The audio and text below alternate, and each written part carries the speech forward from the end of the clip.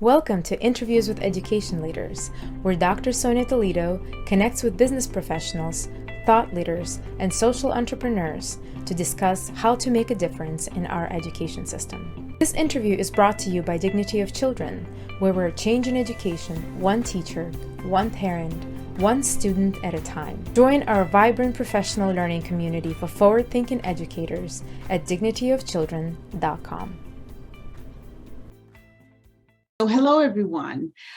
I am Dr. Sonia Toledo. I'm the founder and CEO of Dignity of Children. And today we're going to interview two amazing people from Cour Experience, and that's C-O-U-R Experience. And their mission is to create environments where young people are able to regulate their anxiety, frustration, their stress. So we're looking at supporting not only educators and parents, but Cour Experience is about giving tools to everyone so we could begin having a healthier life. So here we have co-founder Marci Mitchell and Debbie DiManno, co-founders of Cour Experience. It is such an honor to have you both here. Please introduce yourself and tell us what made you come up with this. Well, my name is Debbie DiManno. I am the CEO and co-founder of Cour Experience. And I'll tell you a little bit of what inspired me to create this company. We came together, it included Marci, but we came together a powerful group of women around a Brene book called Rising Strong.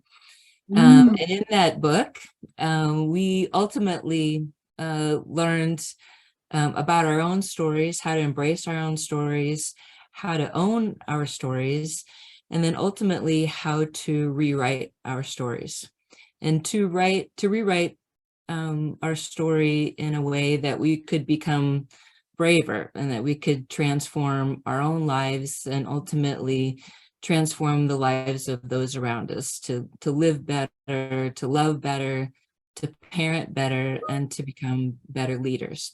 So we decided to get out of the cheap seats, as Brene says, and jump into the arena and become more brave. And as a result, we came up with Cour Experience. For about a year, this group of women got together on a Tuesday night and a bottle of champagne, and we determined that our mission was to help youth around stress and anxiety.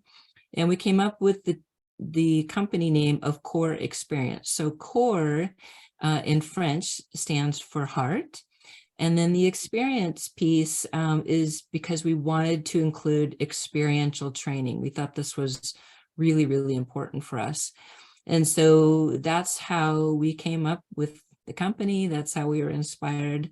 And here we are telling you about it. So we'll let Marci share her ideas about how we came to be. My name is Marci Mitchell, and I'm one of the co-founders. And Debbie mentioned back when we were just meeting and talking and having cheese and libations, trying to decide what did we want to do in the world. The thing that just kept coming up for us was this focus on anxiety and depression among our youth. And so this group of women, we had a lot of personal experiences. I have two children, adult children, both have dealt with anxiety and depression for a long time. One is also neurodivergent and a transgender male. So all that comes with that, all of the anxiety and stress that comes with that. And we were hearing it in our schools, in our local schools, having suicide attempts, suicide ideation, just kids really struggling. And then these kids themselves, they know it. They're talking about it. They have this awareness around it. You know, I can't imagine 30, 40 years ago when I was a kid or a teen saying, I think I'm anxious or I'm experiencing anxiety. They're so self-aware. And they're just built different. These new generation, they're in a different world and they're different. And so the idea of giving them these skills, these elemental skills to calm, to center, to look at their lives in a new way and to be empowered. Mhm. That's what really inspired us to empower these kids. And it's been an amazing ride. We're very excited to be doing what we're doing. That's amazing. And I'm so, I can't help but to ask you about, now these times have been extremely complicated in a political world, as well as there's such a hatred for difference. How are your thoughts in response to what's happening in today, what's happening in the media with violence and everything that's going on? I just can't even get it out of my mouth. I'll start with that. These are extraordinary times. I don't think anybody cannot see that. For sure, youth going through this, my heart goes out to them, because I know that, in my 50s, I've developed a lot of tools and a lot more perspective. And yet I do see them, they're so in tune, they're so empathetic, and they're wise. And I feel like they're way more informed than I was at that age, that's a double-edged sword, because on one hand, they're seeing things and they have no patience, no room for bullshit, or for, I don't know if we're allowed to cuss on this, for nonsense. They have no patience for it. They're not interested. They are real, they're authentic. And the other half is they're feeling this stuff, and it is challenging. It's really challenging. And so that's why it's so important to give them these tools. They're coming of age during this awakening over racial issues, over this, as you kind of alluded to, this anti-Semitism, this division in our country, and it's not just our country. We know it's around the world. We see it in nation after nation. So they need to be strong. They need to have these skills.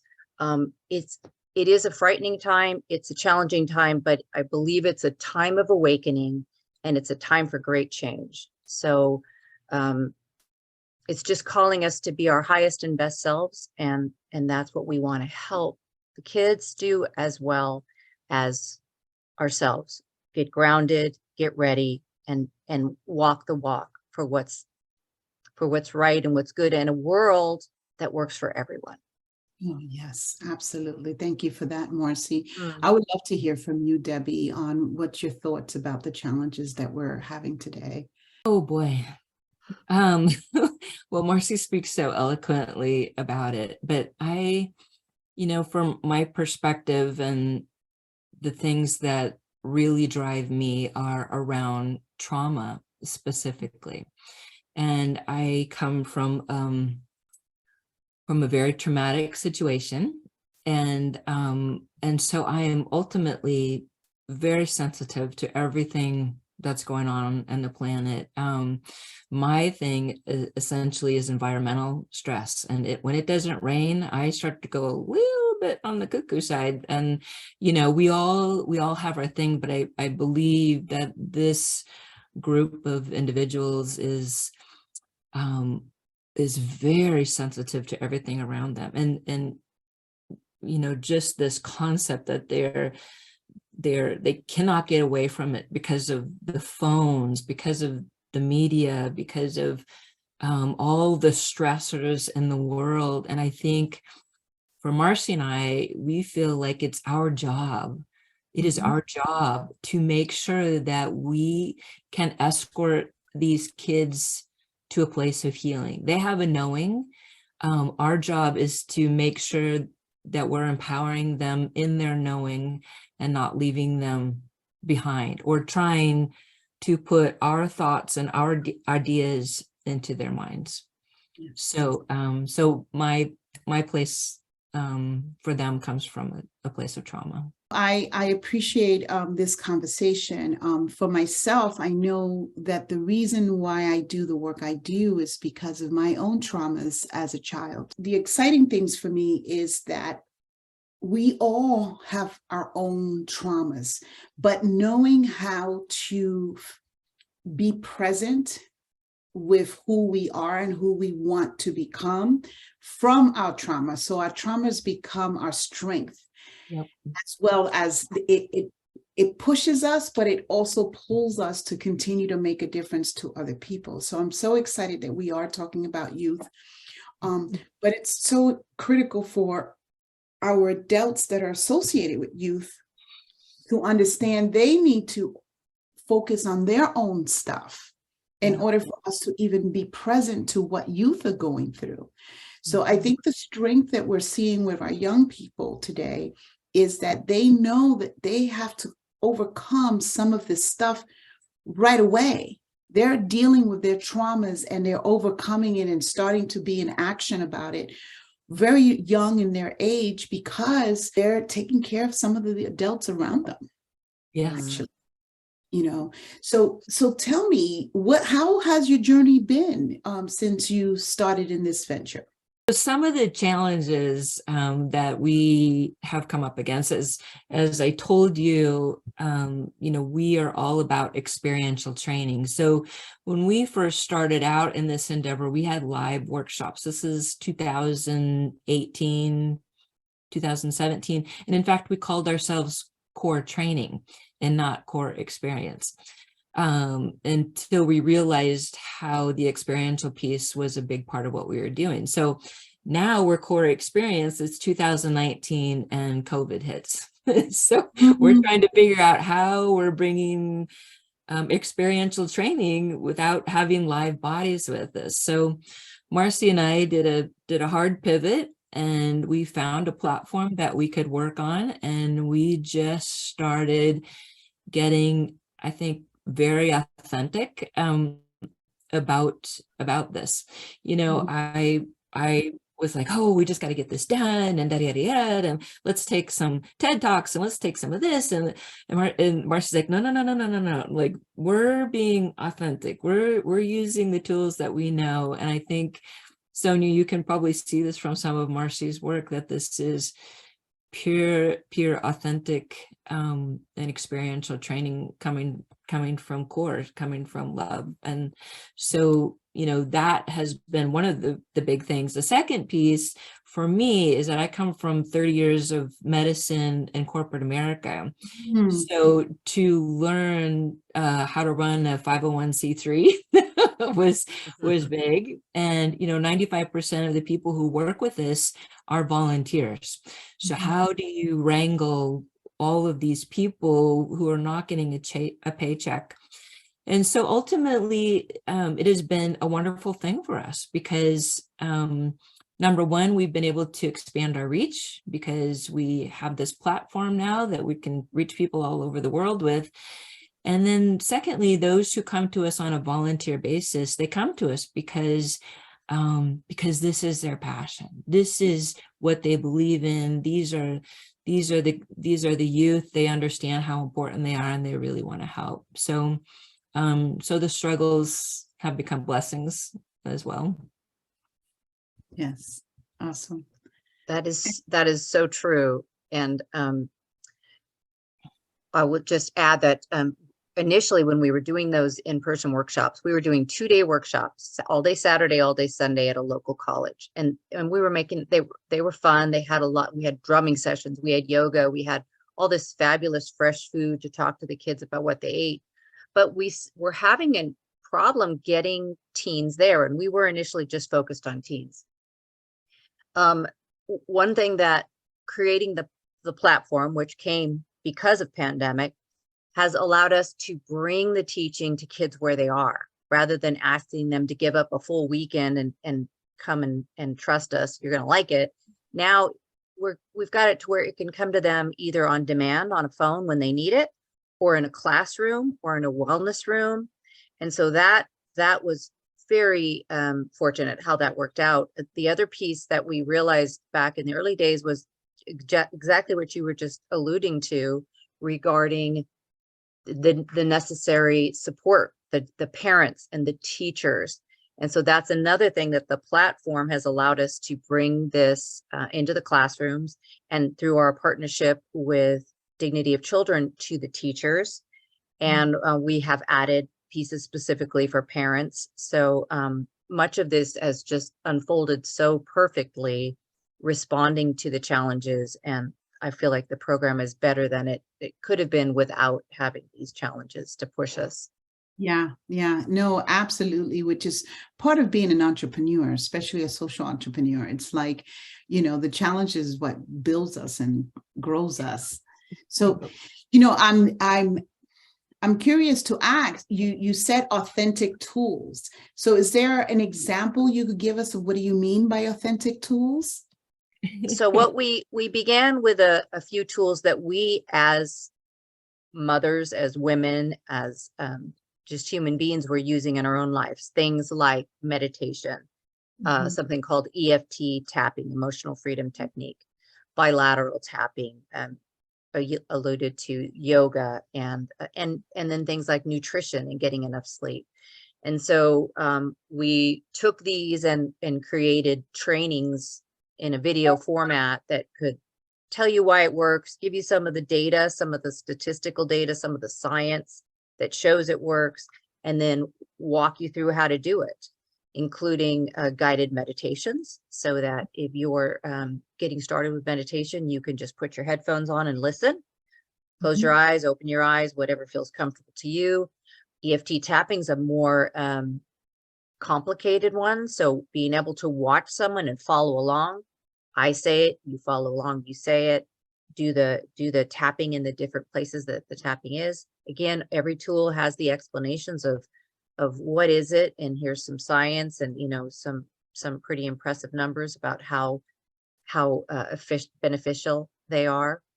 And then things like, some of them are very simple, like bilateral tapping, which is related to EMDR, and is just a matter of tapping on the shoulders slowly back and forth. And, there can be more to it, there can be less to it. But my son recently had some surgery, and that was incredibly effective in pre-op, just reminding him to just tap, or with his feet, or whatever felt comfortable for him.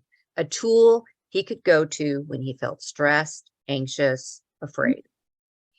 And what I love in your explanation with your challenges is that, people don't know that they want this or need it, or why would it help them? So you're making it accessible by taking it to educators, giving, spreading the word even to parents about how important it is for us to have tools to manage our anxieties and our triggers from trauma. So I'm really excited to hear some more about what could you share about your program that you would want people to know?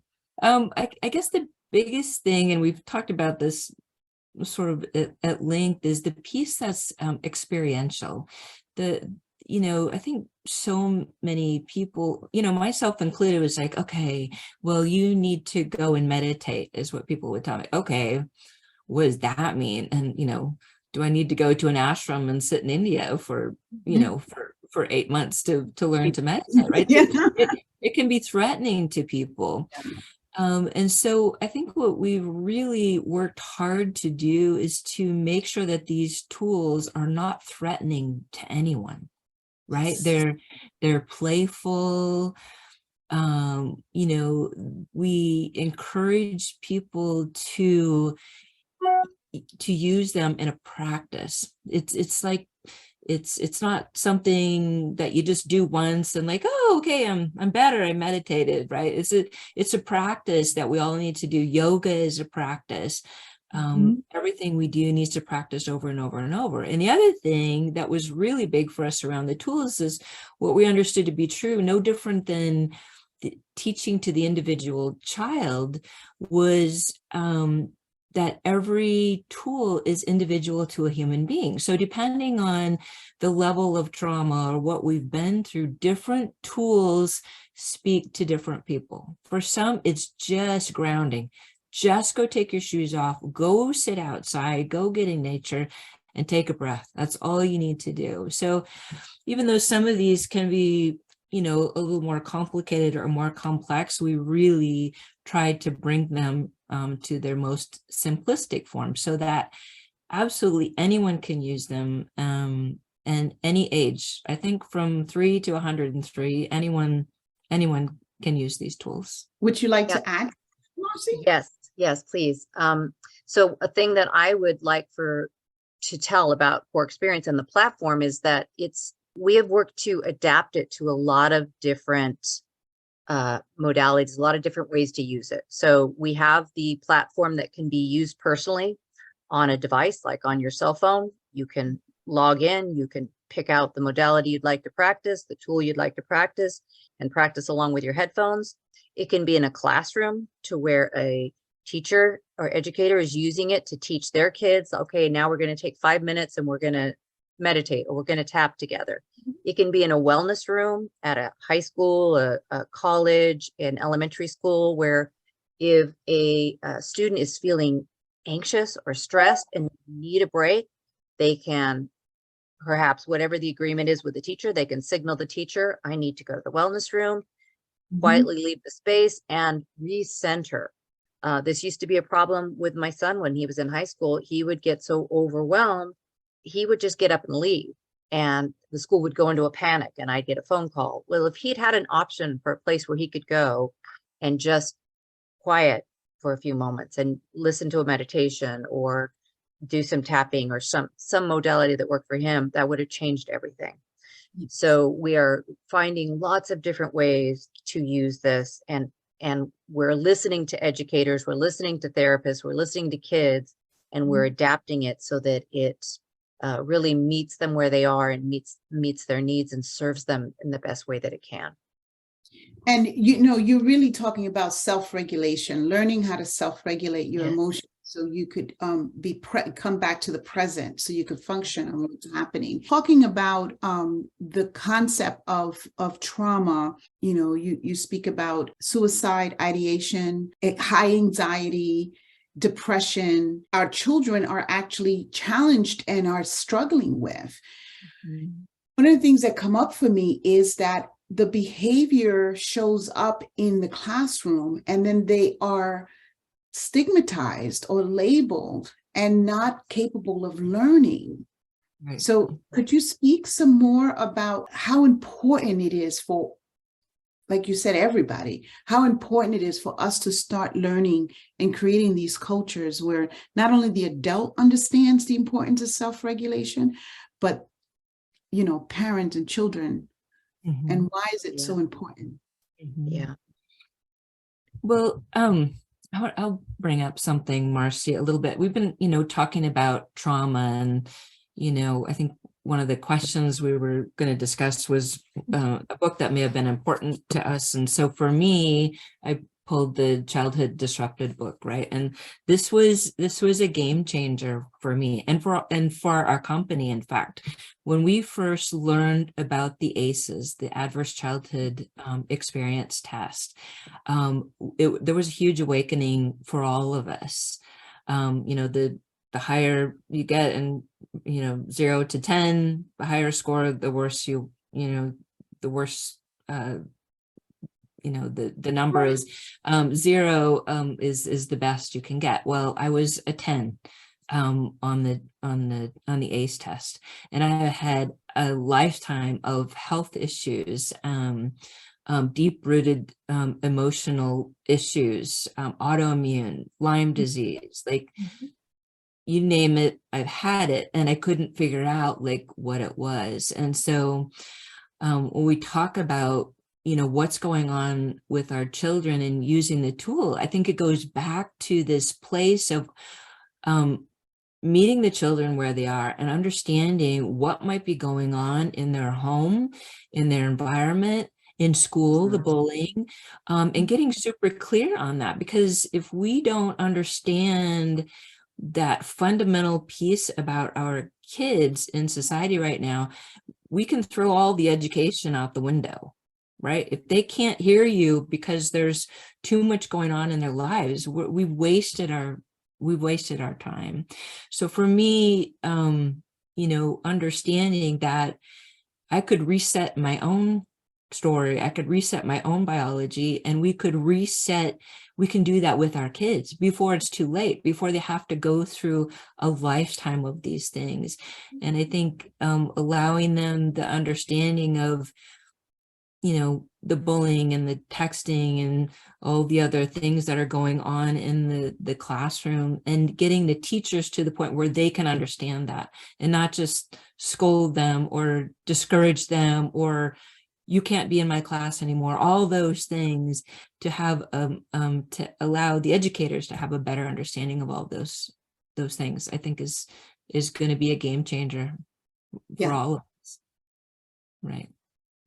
Yeah, I totally understand that the importance of this is not only creating healthy people moving forward, but, allowing people to actually just accept that we all have our own stuff, and we have the ability, the self-ability to shift our circumstances.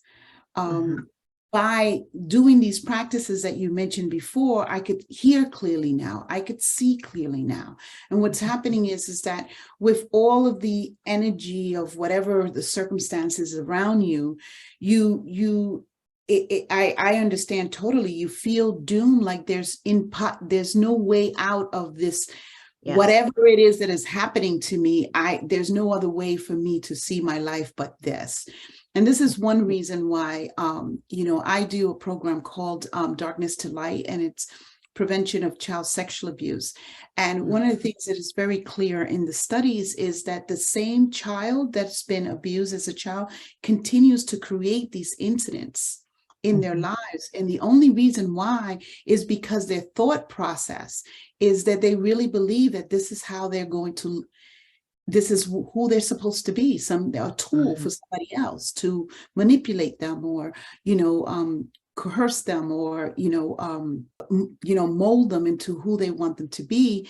So you don't know how to get out of that unless somebody or a practice like what you're doing tells you that there's another way of thinking, there's another way of being. So this is very powerful, and I'm sure, Marci, you have something that you could share with us about the importance of this tool.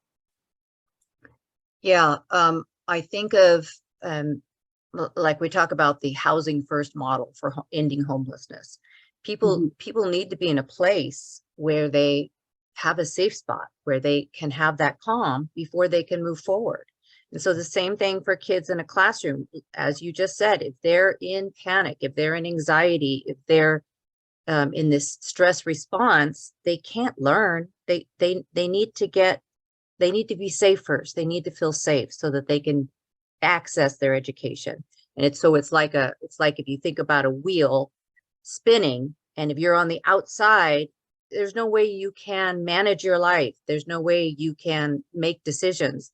You have to be centered. You have to be in the middle, to where there's stuff going on around you, but you have the tools to remember who you are, to remember to breathe, to take a moment, to take some perspective, look around the room, whatever it takes to bring yourself back to a centered place, so that then you can take that next step, because you can't get there when you're in the middle of a storm. And that's true for the teacher, is true for the parents.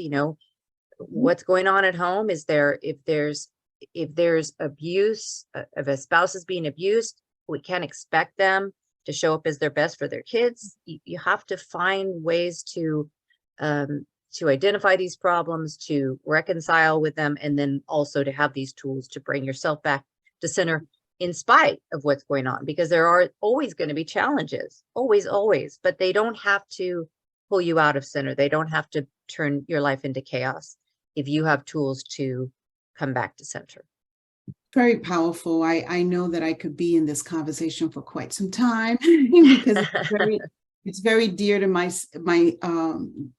heart, as well as reasons why I do the work that I do, is because I wanted someone to give me a way out of the cycle that I was going through in my life, and at times still now I have a much more control, because again, older, wiser, Yes.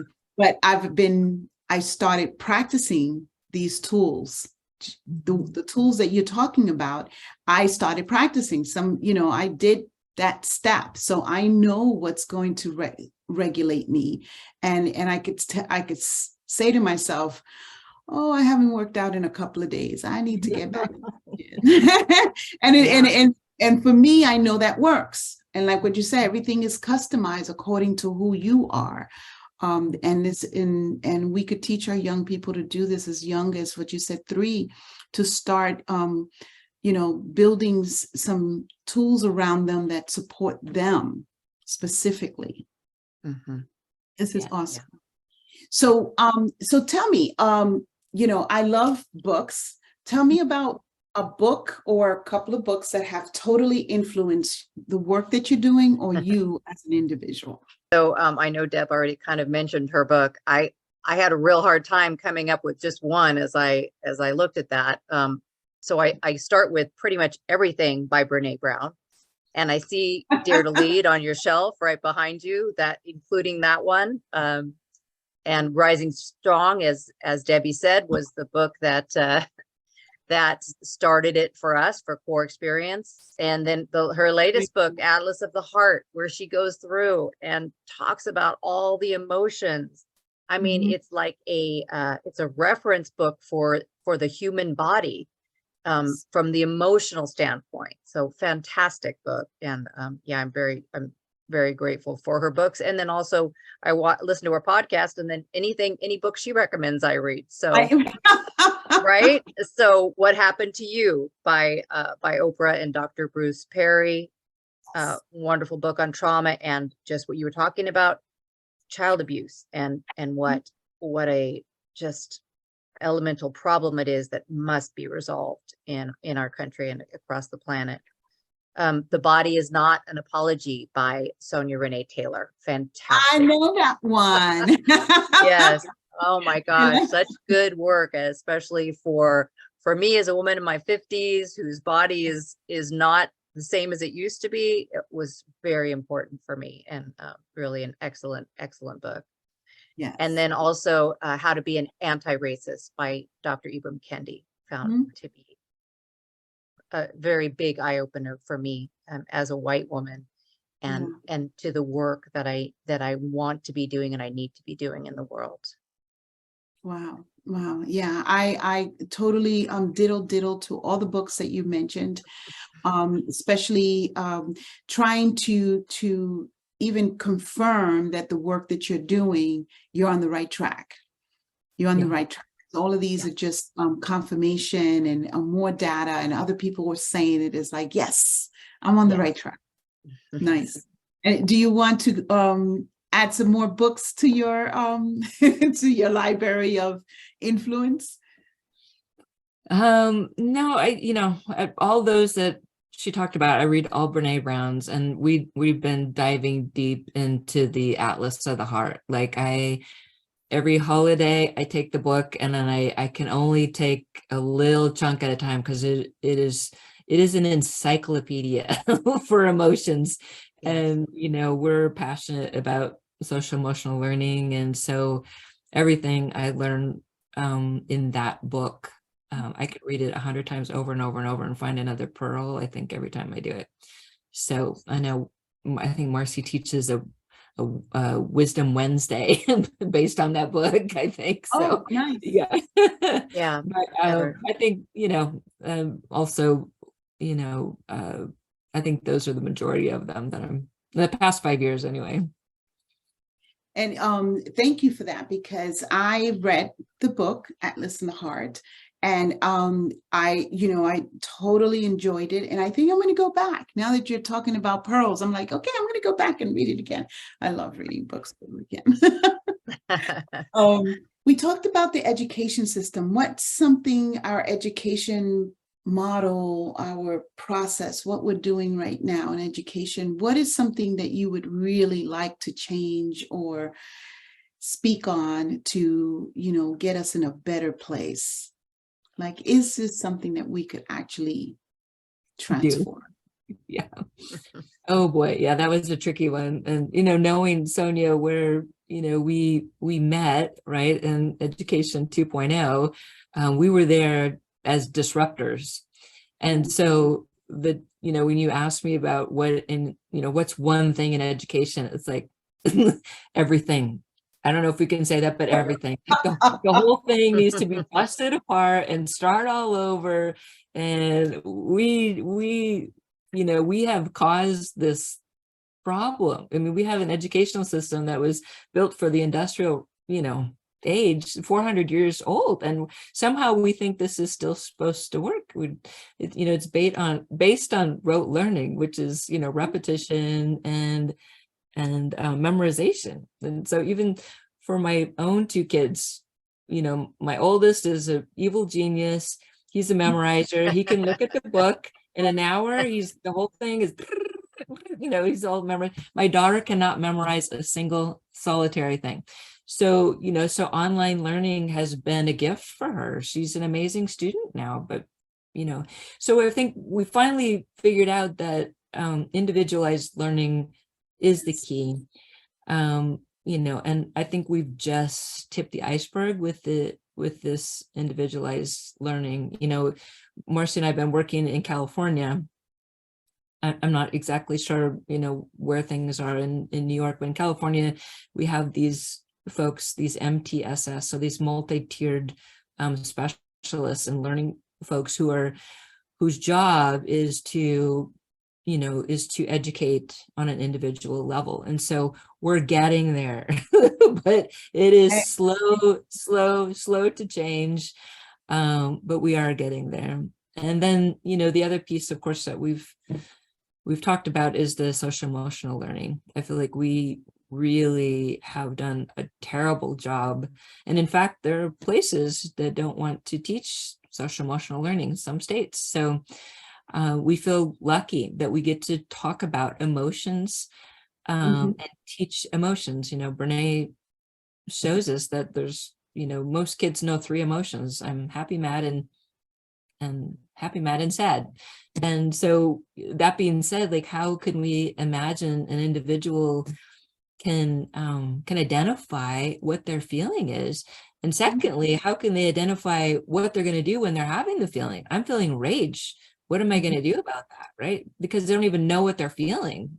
Right. So, yeah, so we've got so much work to do. And, I think we've just hit a tipping point. I think, COVID has helped us to bust up some of this learning that we thought we somehow needed to do. Absolutely agree with all of that. For sure, that idea that one size fits all, that mindset, we need to get rid of that, because our kids are not the same. We're not the same. We're all individuals. So letting there be options and flexibility is really important. I want to see equity in schooling. I want every school across our country to be a safe place with resources and wonderful options and a learning environment for kids, not dependent on where they live or the price of real estate in their neighborhood, but just equity there. Everybody gets that chance. And then also paying our teachers appropriately, valuing this job, which is about the most important job we have. It's certainly one of them. Let's value them, let's support them, let's pay them accordingly. And then I want to see higher education free for everybody. And I think that we are all going to be blessed by that as a society. So I would love to see that. Wow. So, I am so grateful that I've had this opportunity to share this talk with you. And I know that we're going to continue to have these chats and work together as partners to even the inch away in supporting some educational environments with the social emotional, with, Cour Experience. Just realize from your core, we want to experience us. And that's what I got from talking to you. You want to experience yourself. You want to experience who you really are. So we need some tools to learn how to filter through all the stuff that comes up in our minds and in our lives in order for us to be our true self. Could you tell us where we could reach you at? Oh, yeah. So www.courexperience.org, Cour, COUR. And then Instagram, Facebook, what am I missing? LinkedIn. LinkedIn. It's Cour Experience. Yes. Cour Experience. And that's COUR. From the heart. From the heart. So it was a pleasure, an honor to talk to both of you. Thank you so much. And I look forward to the next time. Thank Thank you. you. We look forward as well.